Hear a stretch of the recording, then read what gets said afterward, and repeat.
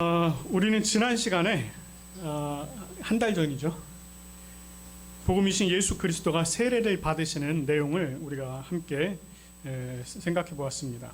그 말씀을 통해서 성부, 성자, 성령께서 함께 계획하시고 실행하시는 그 구원의 계획, 그 구원의 사역이 시작이 되었으며, 예수 그리스도께서는 또 우리가 직접 하나님 아버지께로 나아갈 수 있는 길을 열어주셨다라고 하는 그 내용을 우리가 함께 생각해 보았습니다.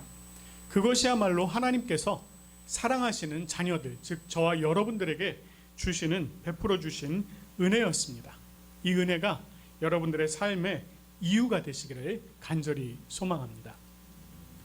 자, 이제 오늘 우리는요 12절 13절 말씀을 통해서 예수님께서 세례를 받으신 후 이 광야로 나가시는 내용, 그 내용을 좀 잠시 살펴보고자 합니다.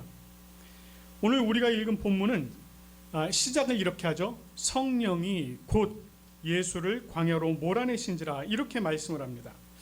우리말 성경은 성령이 이렇게 시작을 하고 있는데요, 이 내용을 원문 성경으로 보면은요, 원어 성경으로 보면 카이 유투스라고 해서 즉시 또는 곧 이렇게 표현을 하고 있습니다. 그 말로 시작을 한다는 것입니다.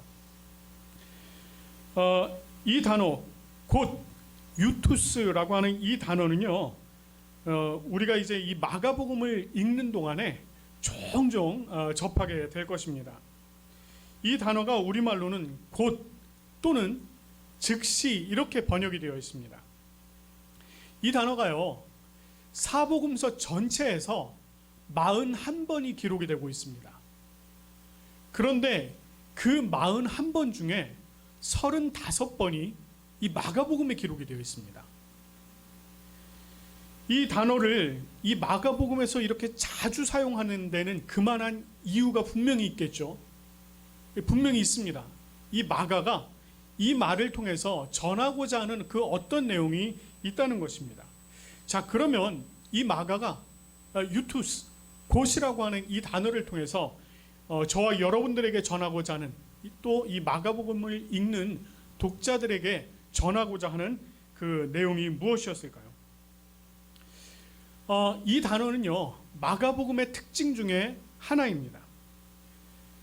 곧, 즉시라고 하는 이 단어가 가지는 그 의미처럼 저자가 이 단어를 통해서 즉시로 전하고자 하는 그 어떤 내용이 있었다는 것입니다. 그것이 무엇이었겠습니까? 이것이 바로 복음입니다. 복음. 자기 속에서 살아 움직이는 그 복음을 즉시로 전하지 않고는 견디지를 못하겠다는 것입니다. 그 살아 움직이는 그 복음을 빨리 전하고 싶은 그 마음이 이 마가복음 저자의 마음을 막 움직이고 있었다는 것입니다. 이래서 13절까지의 내용을 우리가 쭉 살펴봤습니다. 그 앞의 내용들 중에 사실 어느 내용 하나 중요하지 않은 내용이 없습니다. 그런데도 불구하고 그 내용들을 간단히 기록을 하고 있습니다. 그에게 있어서 이 앞의 내용들보다 더 중요한 것, 그것은 바로 복음을 즉시로 전하는 것, 바로 그것이었습니다. 그래서 그에게 있어서 이 곧, 즉시라고 하는 이 말은 복음 자체이신 예수님, 그리고 그 복음을 가르치시는 그 예수님을 즉시로 전하고자 하는 것, 소개하고자 하는 것이었습니다. 이것이 바로 복음의 즉시성입니다. 여러분, 혹시 여러분들은 여러분 안에 이 복음으로 말미암아서 지체할 수 없이 이 말씀을 빨리 전하고 싶은, 즉시로 전하고 싶은 그런 경험을 좀 해보신 적이 있으십니까? 이 복음을 즉시로 드러내어 표현하고 전달하지 않고서는 도저히 견딜 수 없는 그런 경험을 혹시 해보신 적이 있습니까? 복음을 만난 사람들에게는요, 이것이 굉장히 자연스러운 일입니다. 왜냐하면 이 복음이 내 안에서 살아서 움직이기 때문에 그것을 그냥 둘 수가 없다는 것입니다. 그것을 멈추게끔 할 수가 없다는 것입니다. 복음을 만난 자들은 즉시로 그것에 반응을 하게 되어 있고, 그 반응이 여러 가지 형태로 나타나는데 그 중에 하나가 바로 전하는 것입니다. 여러분, 이런 일들, 여러분들 마음속에 이 복음으로 말미암아서 정말 즉시 이것을 전하고자 하는 마음이 불붙듯이 일어나는 것, 이것을요 부자연스럽거나 부담스럽게 생각하지 마시기 바랍니다. 그것을 이상하게 생각하지 마십시오.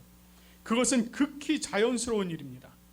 우리가 유투스, 곧 즉시로 역사하는 그 복음을 유투스, 곧 즉시로 전하는 그러한 우리의 삶이 될 수 있어야 한다는 것입니다. 여러분들의 삶이 진정 이 복음에 즉시로 반응하는 그러한 삶이 되어지길 간절히 소망합니다. 그런데 사실 이 마가복음 저자가 이 유투스라고 하는 이 단어를 사용한 또 다른 이유가 있습니다. 여러분들이 이 마가복음을요 처음부터 끝까지 꼼꼼히 한번 쭉 읽어보시면 그 안에서 곧, 즉시 이런 표현들이 계속해서 반복이 되고 있는데, 이 표현들을 통해서 이 마가복음 전체의 내용을 한 방향으로 통일성 있게 쭉 밀고 간다는 것입니다. 어느 한 곳도 흐트러짐이 없습니다. 그저 한 방향을 향해서 계속해서 밀고 가고 있습니다. 여러분, 그러면 이 마가복음 저자가 이렇게 계속 이끌어가고 있는 그 중요한 포인트, 거기가 어디일까요? 바로 십자가입니다. 십자가.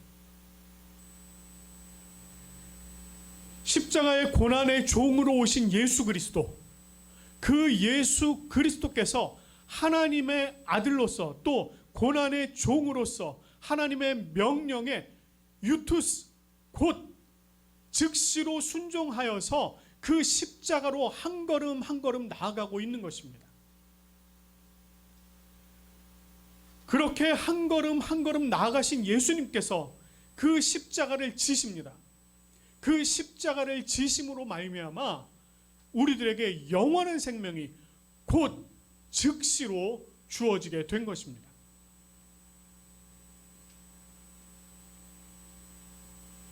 우리가 지금 이 자리에서 함께 이렇게 모여서 예배를 드릴 수 있는 그 이유가 바로 여기에 있는 것입니다. 주님께서 유투스 하셨기 때문에, 그리고 그 주님께서 우리들에게 주신 복음, 그 복음에 우리가 유투스 하였기 때문에 우리가 지금 이 자리에서 함께 예배를 드리고 있는 것입니다. 여러분, 우리가 이렇게 함께 모여서 예배를 드리는데 혹시 이 자리에 계신 분들 중에 아직도 내가 예수 그리스도의 복음을 영접하지 못하신 분들 계십니까? 복음이 내게 찾아오셨는데 그 찾아오신 복음을 내가 아직도 받아들이지 못하고 있는 분들 계십니까? 오늘 마가복음 저자가 이야기하는 것이 바로 이것입니다. 유투스, 곧 즉시로 반응하여서 그 복음을 받아들이라고 얘기하고 있는 것입니다. 혹시 이 자리에 있는 분들 가운데 아직 받아들이지 못하셨다면 오늘 이 말씀이 선포되는 이 시간에 즉시로 그 말씀을 받아들이시고 복음을 영접하시길 간절히 소망합니다. 오늘 이 본문을 이어서 계속해서 이제 또 진행되고 있는 이야기가 있습니다. 성령이 예수를 광야로 몰아내셨다, 이렇게 지금 표현하고 있습니다.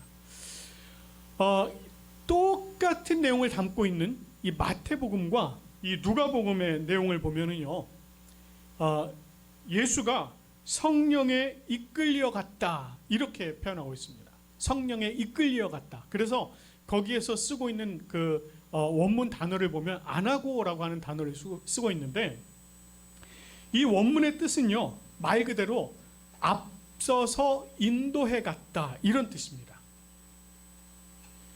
그래서 성령이 앞서서 예수님을 광야로 인도해 가셨다, 이런 뜻이 있습니다. 그런데요, 이 마가복음에서는 전혀 다른 뜻을 사용하고 있습니다. 이 마가복음에서는 오늘 우리 한글 성경에는 몰아내셨다, 이렇게 표현하고 있죠. 자, 이 몰아냈다라고 표현되어 있는 이 원문이요, 에크발로라고 하는 단어입니다. 에크발로. 자, 이거는요 두 가지 단어가 이제 합쳐진 것입니다. 에크, 밖으로 이런 뜻입니다. 발로, 던지다입니다. 던지다. 그러니까 이 단어 에크발로라고 하는 단어는요 밖으로 던지다, 조금 더 거칠게 표현하면 밖으로 내던지다 이런 뜻입니다. 여러분, 오늘 이 본문, 우리가 읽은 마가복음 본문의 말씀에 의하면 성령께서 예수를 광야로 내던졌다라고 얘기를 하고 있는 것입니다. 굉장히 거친 표현이에요. 그런데 이렇게 거친 표현을 사용하면서 예수님께서 광야에 나가신 사건, 이것을 지금 기록하고 있는 것입니다. 자, 이 표현을 사용해야 할 만큼 예수께서 광야로 나가신 이 사건을 매우 중요하게 다루고 있다는 것입니다. 그렇다면 참 궁금해지죠. 왜 굳이 마가가 이런 표현을 썼을까 하는 것입니다. 우리는요 사실 그 해답을 13절에서 찾아볼 수 있습니다. 이 13절 중에서도 우리가 이제 이 공관복음, 그러니까 마태복음과 마가복음, 이 누가복음이 공통적으로 기록하고 있는 상반절, 그 상반절에서 그 이유를 찾을 수 있습니다. 즉 예수께서 광야에서 40일을 계시면서 사탄에게 시험을 받으셨다라고 하는 내용입니다.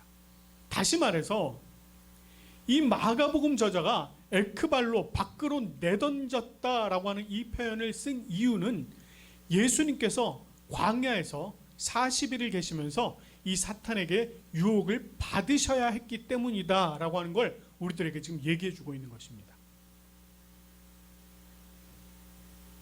자, 그러면 조금 더 궁금해지지 않습니까? 왜 예수님이 그렇게까지 하셔야 했는가라고 하는 것입니다. 우리는 여기서 두 가지 이유를 찾아볼 수가 있습니다. 자, 우선 본문에서 예수님은 광야에서 40일을 계셨다 이렇게 얘기를 하고 있습니다. 왜 예수님이 광야에서 40일을 계셔야 했을까 하는 것입니다. 우리는요 이 답을 찾기 위해서 성경에서 이 40이라고 하는 숫자를 사용하고 있는 예들을 좀 찾아볼 필요가 있습니다. 성경에서 이 40이라고 하는 숫자가요 굉장히 중요한 역할을 하는데, 이것이 하나의 변곡점의 역할을 합니다. 어떠한 일이 중간에서 확 꺾이는 이런 역할을 하는데 이 40이라고 하는 숫자가 사용되고 있다는 것입니다. 구약에서도 40이라고 하는 숫자가 참 많이 사용이 돼요. 특별히 출애굽 사건, 여러분 아마 이 40 그러면 여러분 머릿속에 제일 먼저 떠오르는 게 아마 이것일 것입니다. 출애굽을 할 때 이스라엘 백성들이 광야에서 40년을 지내게 됩니다. 이 출애굽한 백성들이 광야에서 40년을 있는 동안 어떤 변화가 있습니까? 아니, 사실은 광야로 이끌려 나간 바로 그 순간부터 어떤 변화가 있게 됩니까? 그 이전까지는요 애굽의 노예의 삶을 살았습니다. 즉 애굽의 노예의 시대를 살게 되었습니다. 그런데 광야로 나오는 그 순간부터 하나님의 자녀로, 하나님의 백성으로의 삶을 살게 됩니다. 이때로부터 아주 큰 변환이 시작이 되는 것입니다. 노예로부터 하나님의 백성, 큰 변화가 시작이 됩니다. 이런 의미에서 보면은요 예수님께서 광야에서 40일을 계셨다라고 하는 것도 한 큰 변곡점을 만들고 있을까요? 그렇습니다. 예수님께서는 그러면 어떤 새로운 시대를 만들고 계시는 것일까? 마가복음 도입부에서요 우리는 복음이 예수 그리스도다라고 하는 사실을 함께 살펴봤습니다. 그리고 구약의 예언을 통해서 메시아가 오실 것이다 라고 하였고, 예수 그리스도를 통해서 그 예언이 이루어졌습니다.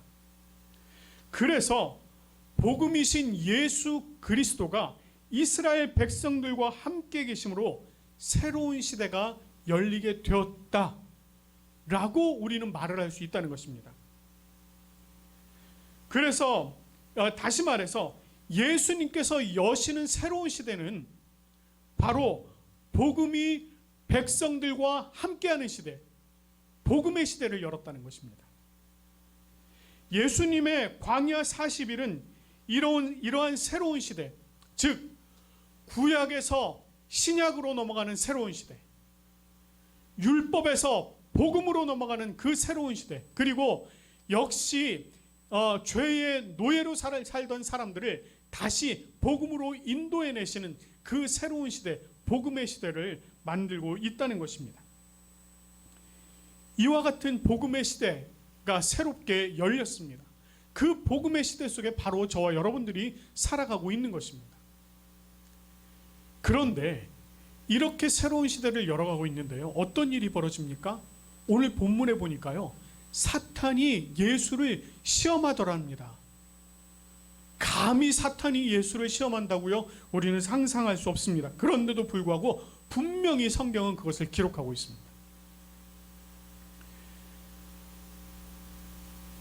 그렇다면 예수님께서는 사탄으로부터 시험을 받으셔야 할 어떤 이유가 있었을까요? 예, 분명히 그 이유가 있습니다. 그것이 바로 우리가 찾아보고자 하는 또 다른 이유입니다. 우리가 이 시험에 대해서 보다 자세하게 좀 이해하기 위해서 사탄의 시험이 있었던 중요한 사건 하나 좀 여러분 기억을 하셔야 됩니다. 여러분, 사탄의 시험이 가장 처음 나오는 때가 어디요? 창세기. 이거를 여러분 기억하셔야 됩니다. 창세기에서는 에덴에서 첫사람 아담이 사탄으로부터 시험을 당하게 되는 것입니다. 여러분, 이 첫사람 아담이 사탄으로부터 시험을 당한 후에 어떤 일이 벌어지게 됩니까? 모든 인류에게 죄가 들어오는 문이 열려버립니다. 그것으로 말미암아서 모든 인류에게 죽음이 임하는 그러한 사건이 벌어지게 됩니다. 그 사건이 시발점이 되어서 결국은 수많은 사람들이 죄의 노예로 전락해버리는 그러한 일이 있게 되었습니다. 여러분, 이 아담은요, 사탄의 시험에 패배하게 됩니다. 그런데 그 사탄이 새로운 시대를 여시는 예수님을 또다시 시험하고 있다는 것입니다. 예수님께 대한 도전을 하고 있는 것입니다. 이 시험 역시 예수님을 넘어뜨리고 쓰러뜨리려고 하는 그러한 시험이었습니다. 그런데 이 시험을 예수님께서는 어떻게 하셨습니까? 이 시험을 그대로 승리해 버리십니다. 이겨버리셨어요. 이게 무엇을 얘기하는 것입니까? 여러분, 이 복음의 시대는요, 새롭게 열리는 복음의 시대는 사탄의 시험을 이미 이긴 시대라는 것입니다. 예수님께서 그것을 이기심으로 말미암아 우리가 이미 시험을 이긴 시대, 그 시대가 우리에게 열렸다는 것이에요. 그러면 가만히 생각해 보십시오. 저와 여러분들이 살아가고 있는 이 시간, 우리들에게 사탄의 시험이 없습니까? 아니요, 사탄의 시험은 있습니다. 그런데 우리는 그 사탄의 시험을 어떻게 생각합니까? 이미 이긴 게임. 우리는 그렇게 생각할 수 있다는 것입니다. 여러분, 수많은 시험들이 여러분에게 닥쳐올지라도 그것이 더 이상 우리를 쓰러뜨릴 수 없다는 것입니다. 왜냐하면 예수 그리스도께서 이미 이기신 그 시험이기 때문에 우리도 여전히 이미 이길 수 있는 그 시험이 되었다는 것입니다. 여러분, 그래서 우리는 성경에서 얼마나 수많은 사람들의 이야기를 찾아볼 수 있습니까? 그 시험을 이긴 수많은 사람들의 이야기를 찾아볼 수 있습니다. 마찬가지예요. 그분들이 그것을 이겨낼 수 있다는 것은 바로 저와 여러분들도 그 시험을 능히 이겨낼 수 있다라고 하는 것을 이야기하는 것입니다.